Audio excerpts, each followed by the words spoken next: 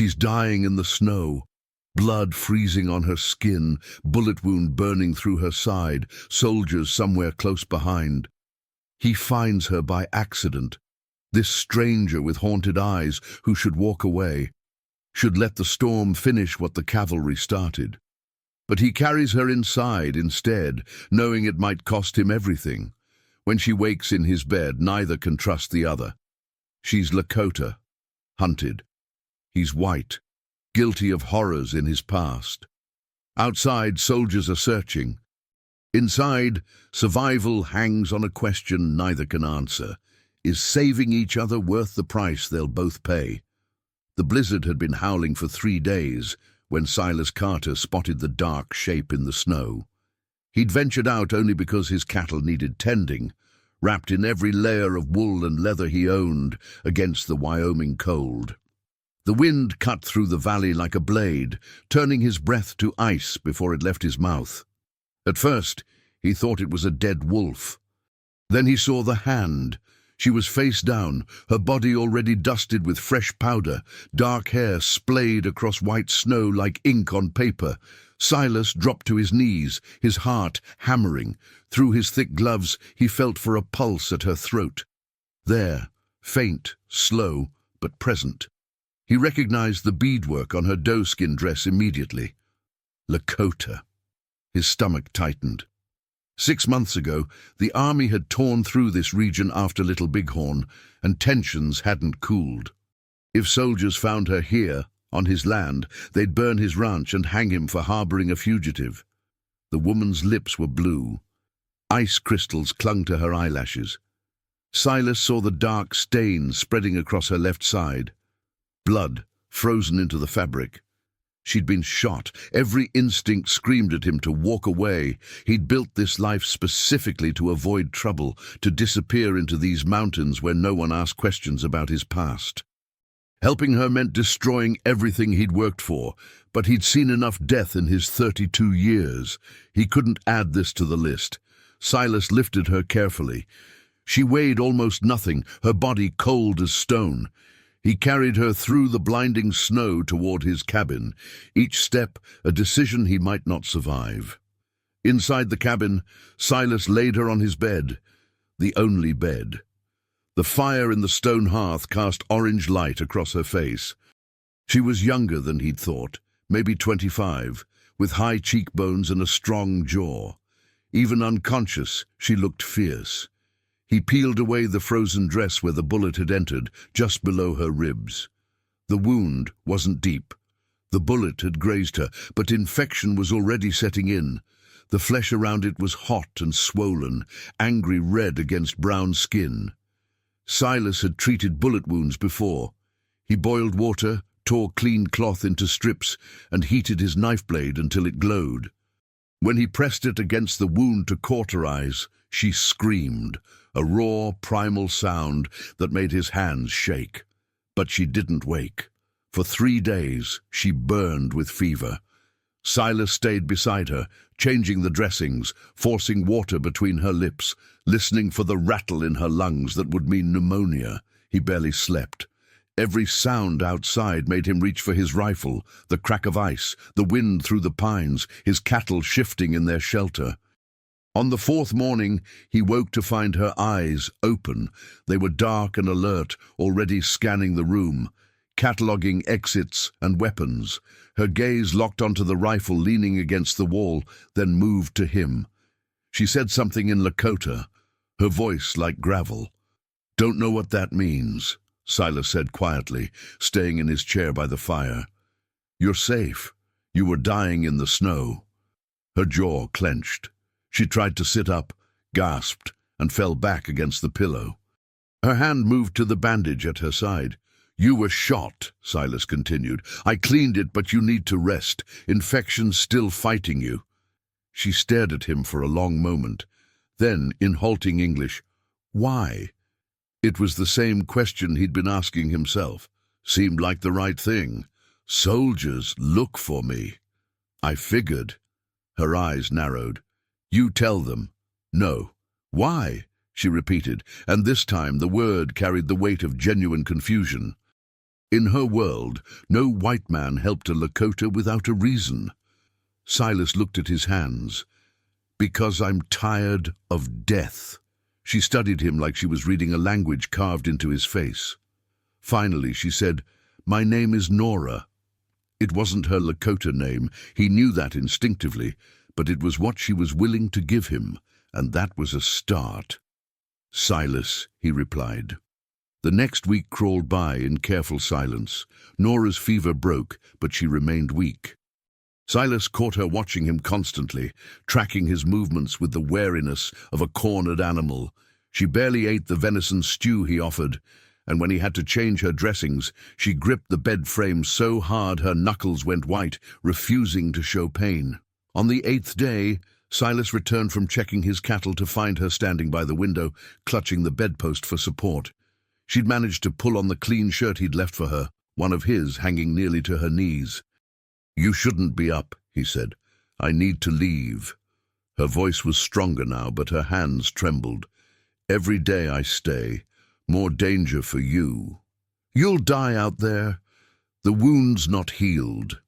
Better than bringing soldiers to your door." Silas set down the firewood he'd been carrying. "They come looking, I'll deal with it, but right now you can barely stand." "You don't understand what they do." "I understand perfectly." The sharpness in his voice surprised them both.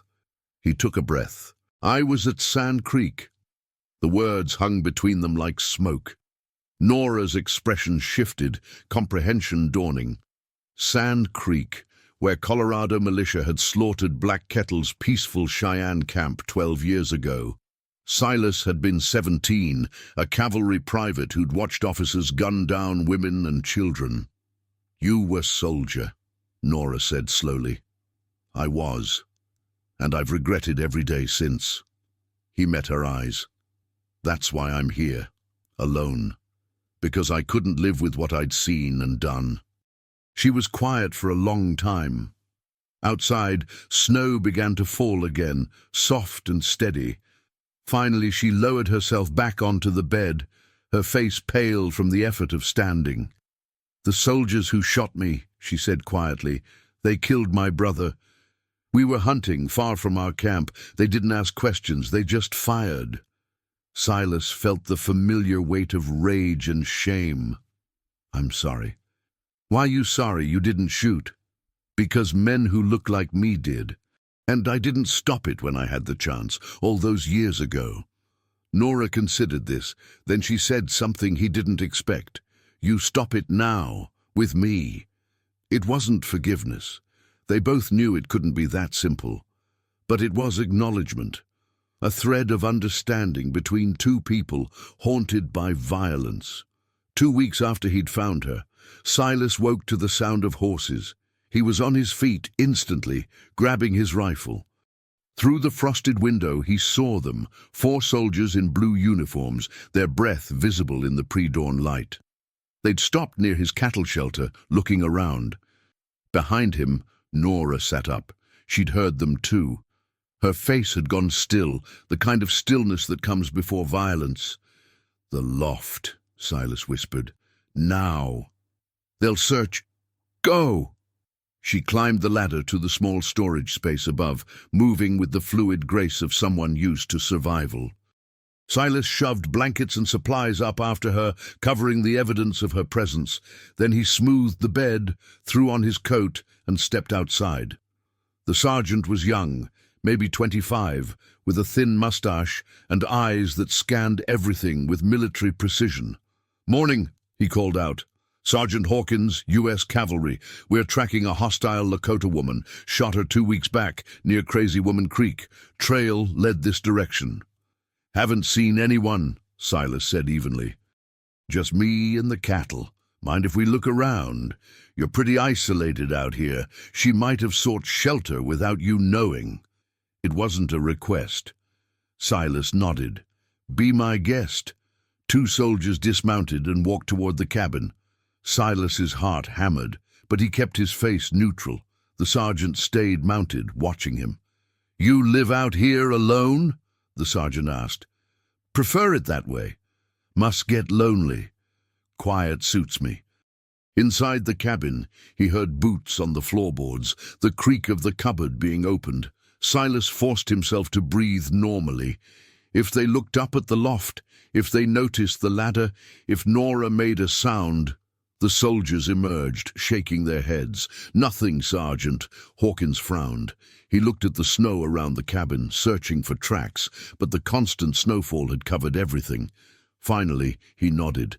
"Appreciate your cooperation, Mr. Carter. Carter, if you see anything suspicious, there's a patrol station at Fort Fetterman. We're offering a reward for information." "I'll keep that in mind." The soldiers mounted up and rode away, disappearing into the grey morning. Silas stood there until the sound of hoofbeats faded completely. Then he went inside. Nora was already climbing down from the loft. Her face was expressionless, but her hands were shaking.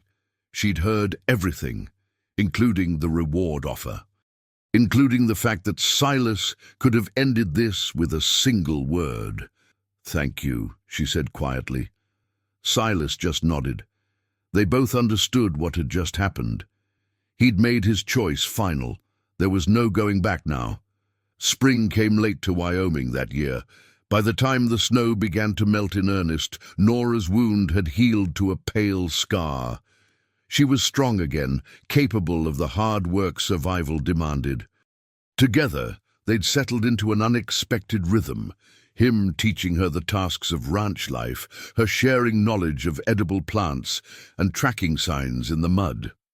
One morning in early April, Silas found her sitting outside on the porch, watching the sunrise paint the Bighorn Mountains gold and pink. "Your people will be moving their camp soon," he said, "following the buffalo herds. You could find them." Nora didn't look at him. "You want me to go?" "I want you to be free to choose." She was quiet for a long moment. "I never thanked you properly for risking everything." "You don't owe me, my brother," she interrupted softly. "Before he died, he said something. He said the world is not all one way, that there is good even in unexpected places." She turned to look at Silas. "I think he would have liked you." Something in Silas's chest tightened. "I'm sure I would have liked him too. If I go back to my people, the soldiers will keep looking, keep hunting. But if I stay—" She trailed off, the implications clear. "If you stay, you'll always be looking over your shoulder," Silas said. "Both of us will. It won't be easy. Nothing worth keeping ever is." He understood then what she was saying. This wasn't about debt or obligation.